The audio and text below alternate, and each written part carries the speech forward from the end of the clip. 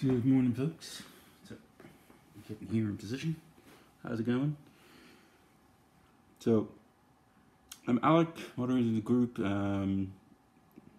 Also run the Line 6 Midi Mad Scientist Club and a whole bunch of other stuff. And this is kind of directed at those in the Plethora group who have all kinds of questions regarding the new update, HOTKNOBZ, and how all this stuff works. So, for switching boards, you can embed PC commands inside something like the Stomp or any other MIDI controller, and that will bounce you from board to board directly.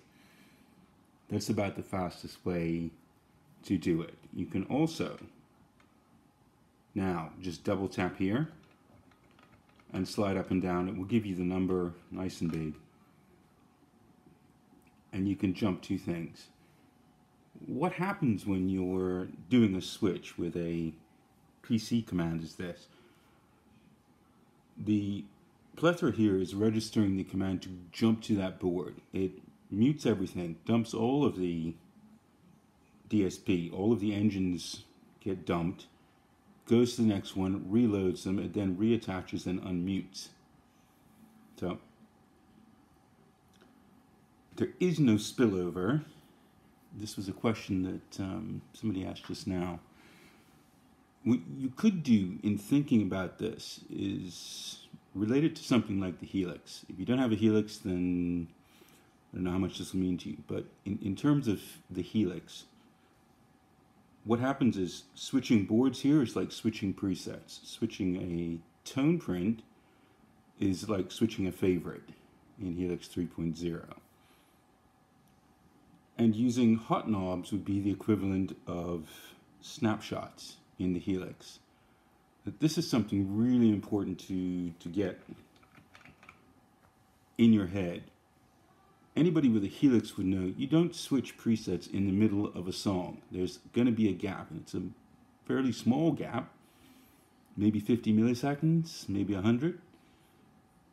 In the Plethora, it's much longer. It's maybe like 400. So the lesson is the same. The lesson applies across both the Helix and the Iridium and the Plethora, even the Sim1. Any DSP-equipped device, when you're switching presets, is dumping all the DSP and reloading it, and you're going to get gaps. There's ways around that. The first is to do as the Helix people do, and that is use snapshots. In the case of the Plethora, you use HOTKNOBZ, and turning a knob can be mapped to up to 3 different parameters on every single engine. So that could be up to 15 different movements, another 15, that's 45, plus the EXP, 60 different movements. On the Helix, it's 64 max.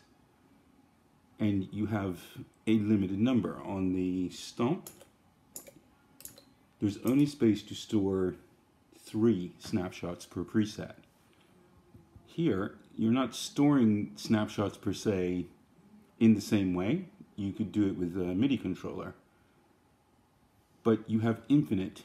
Now, infinite. You have 128 variations along the curve of an EXP or along the twist of these knobs. So that's a lot of iterations of things. So what happens with a snapshot in Helix or Scene, whatever you want to call it, and this is why I'm calling it something different, gear shifts, because the way the Plethora does things is not like anything else. It's comparable, but it kind of leapfrogs over other stuff.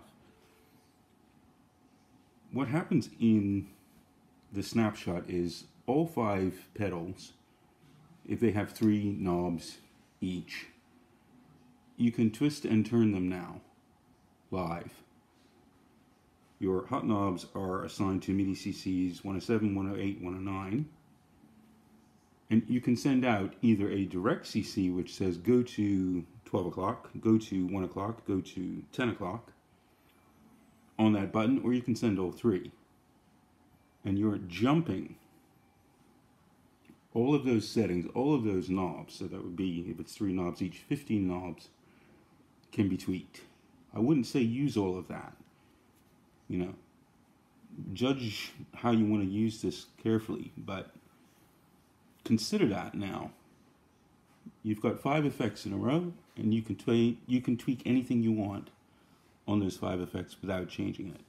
That's exactly the same thing as what we do in the Helix, and that's how you get around these bumps. You adapt the same strategy for changing boards. You need to design your boards in such a way that you're not making these changes right there in the middle. Or, because the Plethora is not an all-in-one unit, like the HX Stomp will do absolutely everything, but you have a limit of 8 blocks and so much DSP, so it can't do everything at once. It can do everything, but one bit at a time, you know, like a normal guy. The Plethora does not do everything. It can't do amps. They've decided, no, we're not doing amps. This is like a modulation gun shit. Super firepower when it comes to doing what it does, but it doesn't do obviously everything. So mix the two together and grasp the idea. The hot knobs allow you to change tone within the board, same as here. This can then do your amps, or it could do all of your drives. That could do your amps. And it's really the idea of mixing things together. You know, all of this stuff, mix it all together and design your presets in a way that you're eking out as much sound as possible from one preset, just making these tiny little flicking changes. And the beauty of this is you can slide between 2 points, and you can do that on a Helix as well. You can set up the EXP in a snapshot to go between a max and a min, and you can map that to multiple different things. This does that automatically now. This jumped right over the gun and can do amazing stuff. So this would be my advice if you're just updating to 1.2.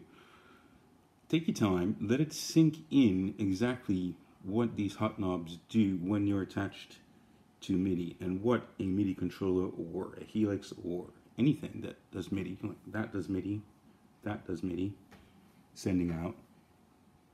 These can command this to pull up umpteen million sounds now per board, and you've got 128 boards, and you can reload other things in there, and you've got 70 tone prints in every one of these engines. That outstrips the Helix, big time. So it's a lot to think about, you know, let it sink in and continue asking questions. I really hope this video helps. I'm out.